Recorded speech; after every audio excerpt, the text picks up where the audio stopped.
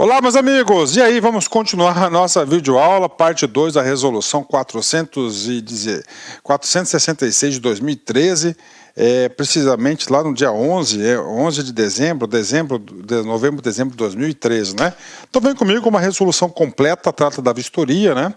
Trata da vistoria e, em especial, o que? Da habilitação de uma pessoa jurídica, que pode ser tanto pública quanto privada, para a realização desse procedimento. A gente já estudou os requisitos, né? A gente já estudou bastante em relação a isso, agora a gente vai para o capítulo 4º, né? Qual é o capítulo 4º? Olha só, isso que é interessante, né? Resolução completa. Quem que faz a gestão desse produto? Quem faz a gestão desse produto são os DETRANs do Brasil todo, é claro, sob supervisão do DENATRAN. O que acontece? Professor, uma empresa habilitada vem a descumprir uma cláusula contratual. Neste caso, ele cometeu uma infração administrativa. Então, nesse caso, cometeu infração administrativa, será punido por uma sanção administrativa. Então, o capítulo 4º ele vai tratar das sanções administrativas aplicáveis às empresas habilitadas que vão realizar atividade de vistoria. Artigo 9º, vem comigo. A pessoa jurídica de direito público ou privado, tanto uma quanto a outra, né? Quanto uma quanto a outra, estará sujeita a sanções, né? Habilitada para o exercício de atividade de vistoria e identificação veicular, sujeitar-se-á às seguintes sanções administrativas, conforme, então, olha, as seguintes sanções administrativas. Professor, quais são as sanções? Depois eu volto aqui. Não, primeiro, advertência por escrita, que é a mais leve de todas, né? Aí nós temos sanções, suspensão de atividades por 30, 60 ou 90 dias. E a sanção mais grave, que é o quê? A cassação do credenciamento, ou seja, de sua habilitação. Então está aqui, isso é importante, isso pode cair na prova, né? Então, quais são as sanções aplicáveis às empresas? 3. Advertência por escrito, suspensão das atividades por 30, 60 ou 90 dias, ou a cassação de credenciamento. Bacana, ok. Eu tinha parado aqui, né? Sujeitar-se-á às seguintes sanções administrativas. 3. Agora vem. Conforme a gravidade da infração e a sua reincidência. Professor, o que significa no texto conforme a gravidade da infração ou a sua reincidência? Ou seja, a autoridade que estará aplicando essa sanção deverá considerar o quê? Exatamente isso, né? Deverá considerar a gravidade da infração. De acordo com a gravidade, você vai estar aplicando aqui a devida sanção. E a reincidência. Lembra que eu digo para vocês, no direito, o direito sempre irá cobrar, né? Sempre irá penalizar aquele que age de má fé e aquele que é reincidente. Aplicadas pelos órgãos executivos de trânsito do Estado DF, ou seja, o DETRAN, a que estiver vinculada, com certeza, observada a ampla defesa do direito ao contraditório com o dispositivo constitucional, inclusive no direito administrativo, né? Ampla defesa ao contraditório. Bacana. Parágrafo 1º. A aplicação das sanções de suspensão das atividades de 30, 60 e 90 dias acarretará automaticamente a suspensão do acesso ao sistema de certificação de segurança veicular e vistoria pelo respectivo tempo. Claro, né? São 3 penalidades. Professor, advertência. Você está sendo advertido por escrito. É claro.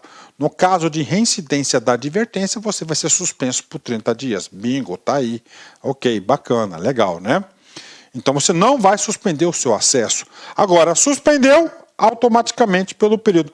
Professor, o cara teve o cancelamento, a cassação da sua credencial. A terceira penalidade, a terceira sanção administrativa. Então, neste caso, ele vai perder o acesso total ao sistema, né? Ok, óbvio, parágrafo 1º, parágrafo 2º, vem comigo aqui, né? As irregularidades serão apuradas junto aos órgãos e entidades executivos de trânsito dos estados do DF, é assim, a atribuição do DETRAN, a aplicação dessa sanção, mediante processo administrativo. Então, olha aí, né? Então, não é arbitrário, é um processo administrativo, atuação, instituição de uma comissão, direito ao contraditório, né? Observando-se a legislação aplicável, bem como o direito à ampla defesa e ao contraditório. Mais uma vez, o legislador reafirmou que essa aplicação não será arbitrária, né? Tem que ter ampla defesa e o direito ao contraditório. Bacana, bingo tá aí, né? E agora, pessoal, agora, sabiamente, né, cada artigo por seguinte, ele vai tratar das hipóteses da aplicação da pena. Por exemplo, o artigo 10, ele vai trazer todos os casos que vão configurar a aplicação da penalidade de advertência por escrito. No artigo 11 vai tratar de suspensão e no artigo 12 vai tratar do que, professor? O artigo 12 vai tratar lá das situações referentes à cassação do credenciamento. Então vem comigo, artigo 10. Constitui infrações passíveis de advertência.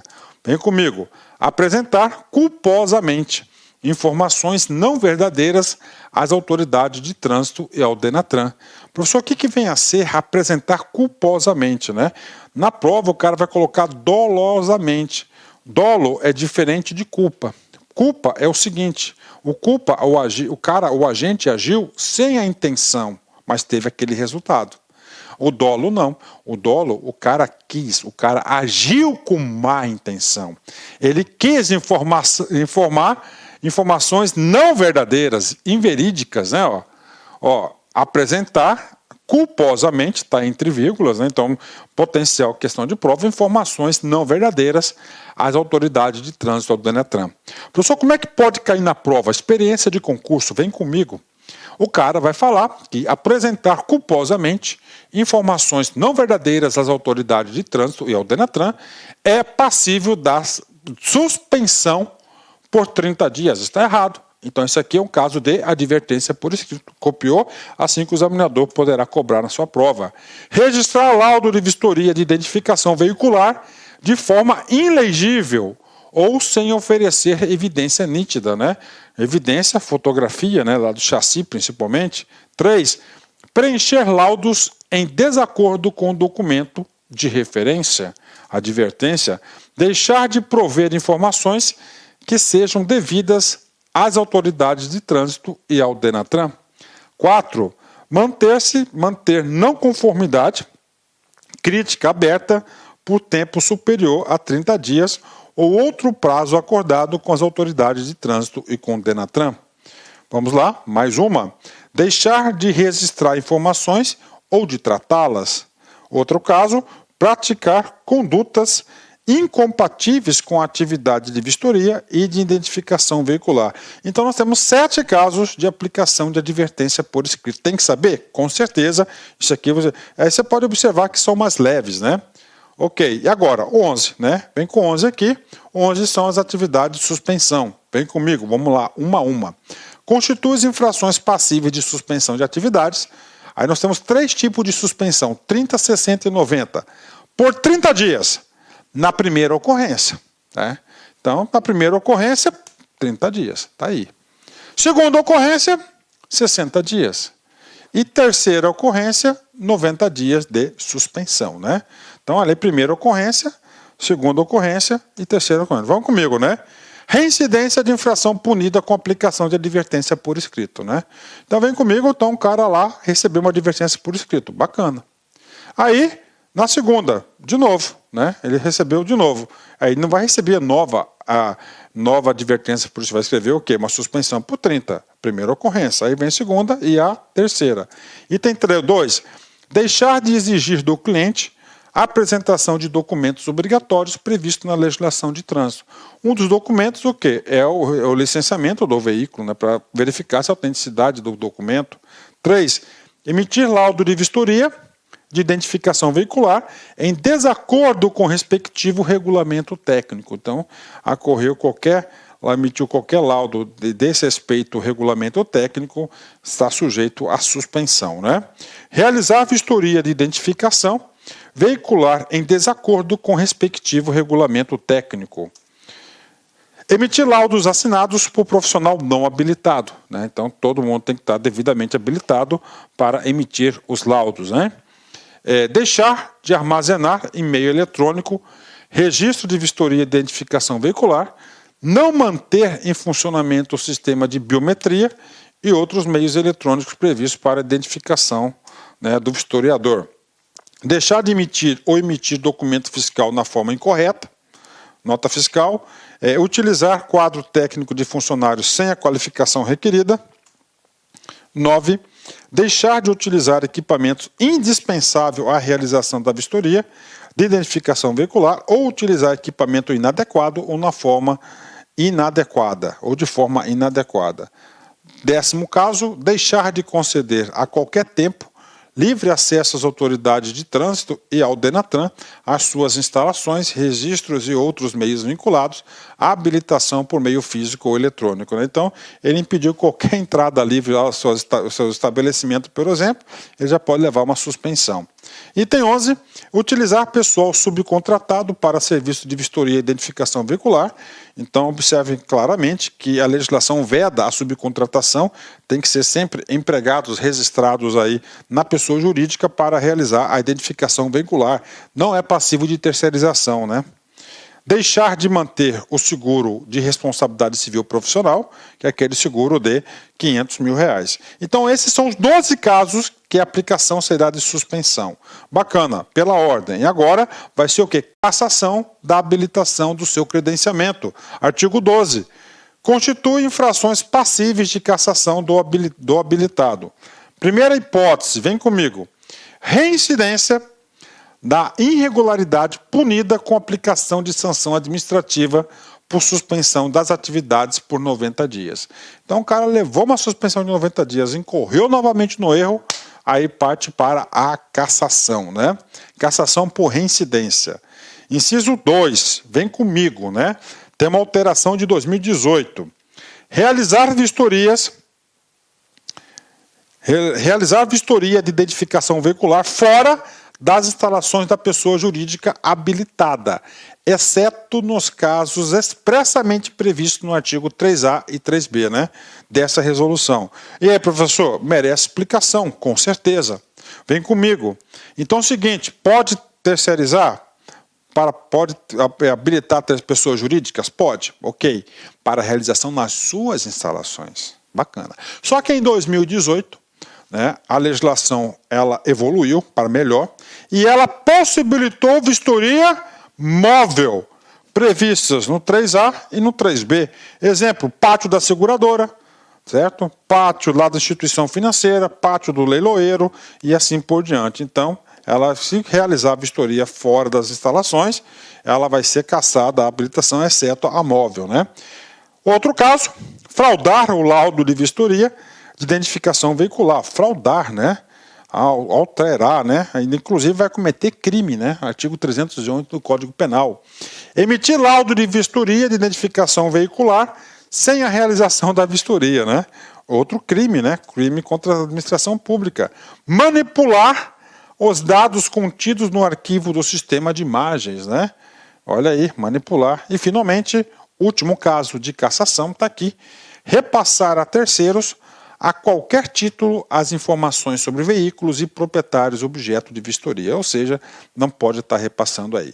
Bacana? Então são os casos de cassação. Professor, só isso? Não, né? E aí? Aí o legislador, no artigo 13, trouxe uma ampliação para as hipóteses de quê? De cassação da habilitação.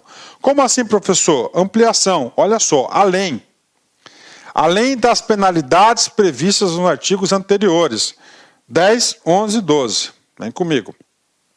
Será considerada infração administrativa passível de cassação do habilitado. Olha aí, a mais penalidade de todas, né? Ó, qualquer ato que configure crime contra a fé pública. Tá aí. Então, se o cara cometeu um crime contra a fé pública, tá certo? Fé pública ali, ele está respondendo pela administração pública, tá? Ele poderá ser cassado. Crime contra a administração pública, tá? Olha aí, corrupção, por exemplo, né? O cara recebeu corrupção ativa ou passiva, aqui, né?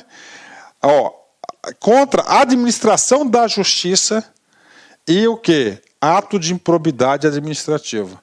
Então, qualquer uma desses 4 casos, crimes contra a fé pública, Código Penal, administração pública, Código Penal, contra a administração da justiça, Código Penal, e um ato administrativo, atos de improbidade administrativa, Lei 4.429/92, vai ocorrer o quê? A cassação da habilitação, ou seja, o legislador ampliou o rol, né?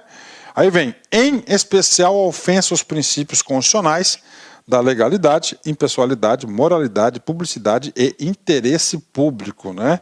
Então, muito bem aí o artigo 13, né? Então tá aí, né? Artigo 13 também, ele vai ser cassado a sua habilitação. Artigo 14, vem comigo aqui, né?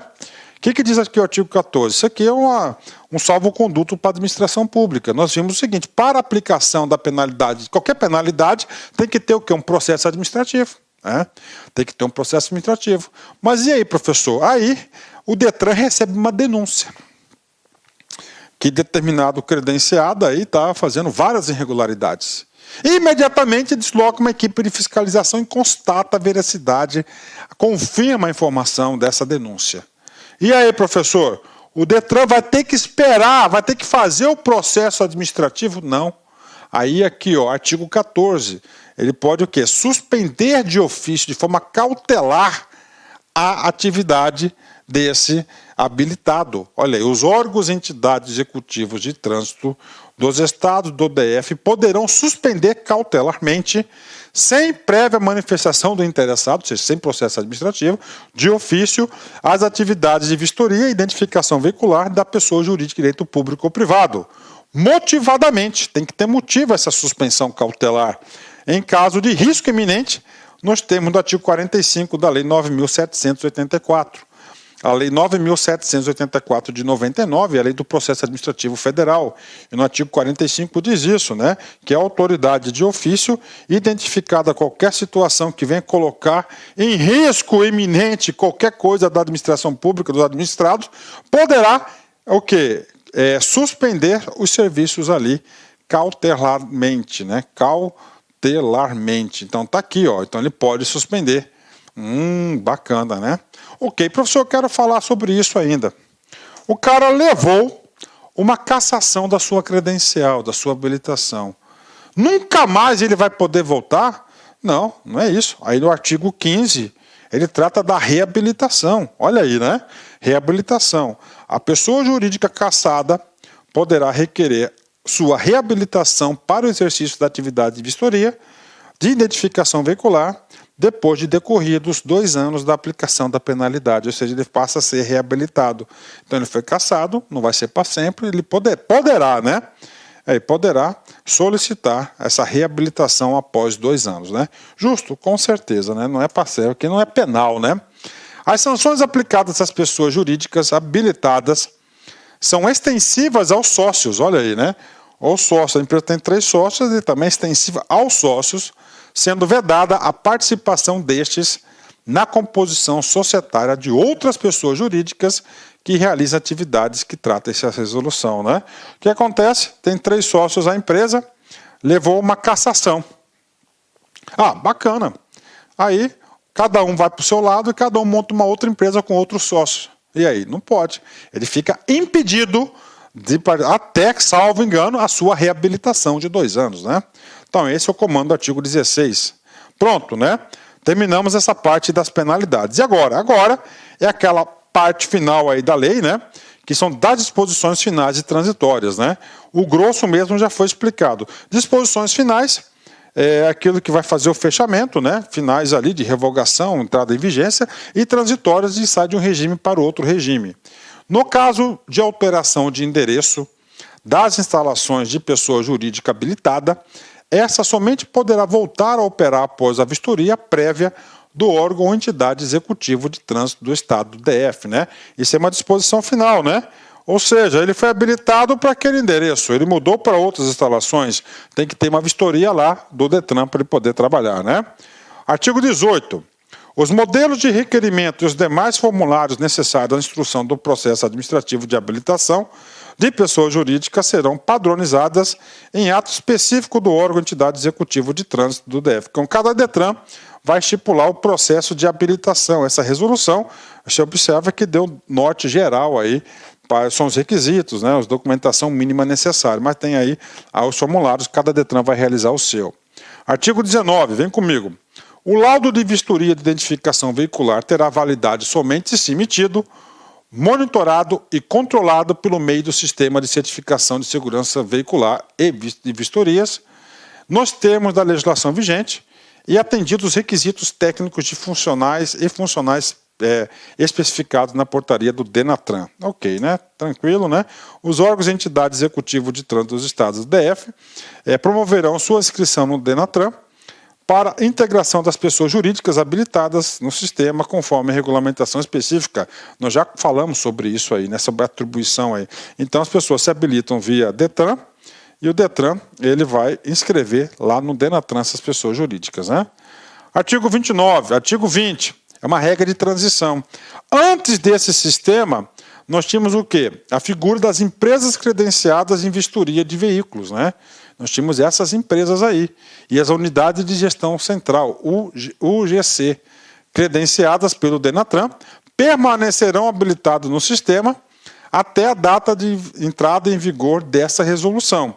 Lembre que ela é do finalzinho de 2013. Ou até o término do prazo de vigência do credenciamento, vedada a sua prorrogação, que ocorrer primeiro, né? Então tá aqui. Então o cara foi credenciado no modelo anterior. Entrou essa resolução, ele perde o direito? Não. Fica até terminar o processo dela, a autorização anterior. Essa aqui é uma regra transitória, de um regime para outro regime. As empresas credenciadas como Unidades de Gestão Central, UGC, pelo Denatran, no curso do vacatio legis dessa resolução, somente poderão exercer suas atividades junto às empresas credenciadas em vistorias de veículos, né, credenciadas pelo Detran, que é uma regra de transição. E, finalmente, o último dispositivo aqui, né, que trata da vigência. Né, olha só, né, vigência. Ou seja, essa resolução é uma resolução de impacto, né, que mudou bastante coisa aí. O que acontece? Como é que é o texto original? Artigo 21. Essa resolução entra em vigor no dia 1º de julho de 2014. Olha só, nós estamos estudando a resolução,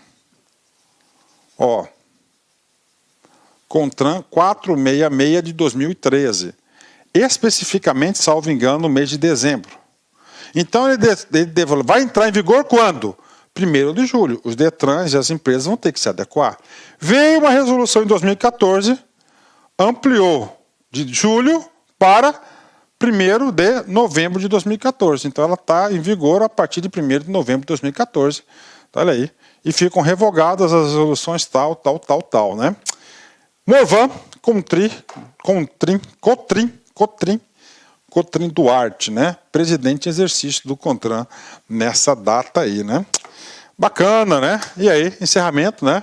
Uma aula um pouco longa aí, mas uma aula necessária para os nossos estudos aí. A primeira parte é muito importante dos nossos estudos. Vem comigo. Quando sua vida estiver sem graça, não cruze os braços, ou seja, não fique parado, né? Pois o maior homem do mundo morreu de braços abertos, né? Jesus Cristo, né? Então nunca cruze os braços, né, cara? Nunca seja omisso, né? Sempre abre os braços, haja, tenha uma postura proativa. Meus amigos, um forte abraço, fique com Deus, até a próxima, se Deus quiser. Fui, tchau.